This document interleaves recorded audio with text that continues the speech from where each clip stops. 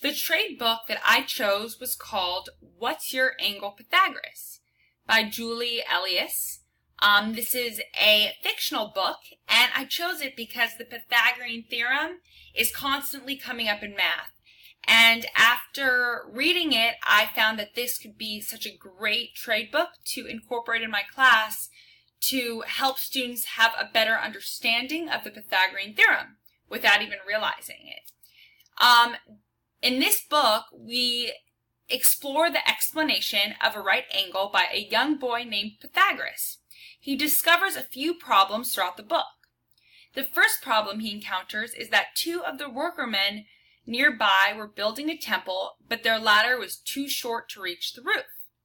The ladder could only reach the roof if it was flat against the wall.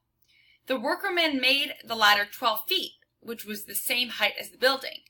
But if the ladder was the height of the building, they were unable to climb up it.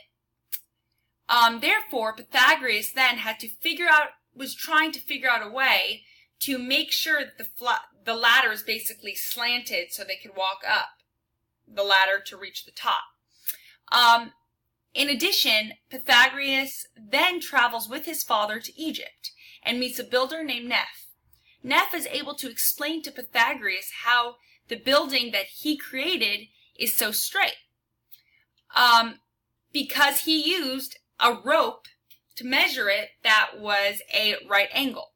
Throughout the story, Pythagoras is determined to figure out how to build things using the right angle rope. Basically, this rope that you can create a right angle with. And then he learns what is now known as the Pythagorean theorem.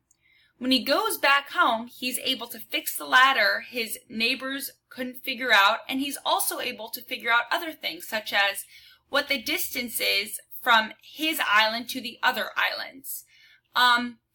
The story teaches children about the complicated Pythagorean theorem without even realizing it.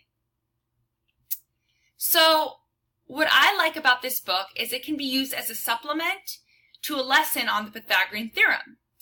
What's great about this book is that the author includes real-life examples of ways to apply the Pythagorean theorem. The real-world applications include finding different distances between 3 different islands, or trying to find the difference or the distance between the top of a building to the bottom, which we refer to as the hypotenuse. Which I thought was a very well-developed explanation. In addition, the book provides picture illustrations of the theorem to help students visualize how the square of 2 sides of a right triangle equals the third side.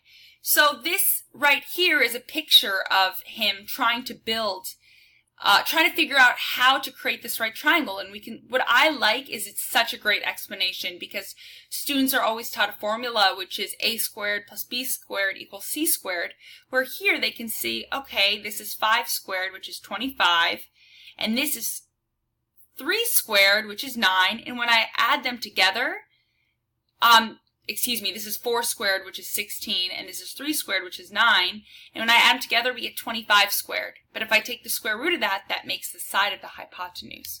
So I felt like this was just such a great way to explain to children how to create a Pythagorean theorem. And I really highly suggest this to any of my colleagues who are in math.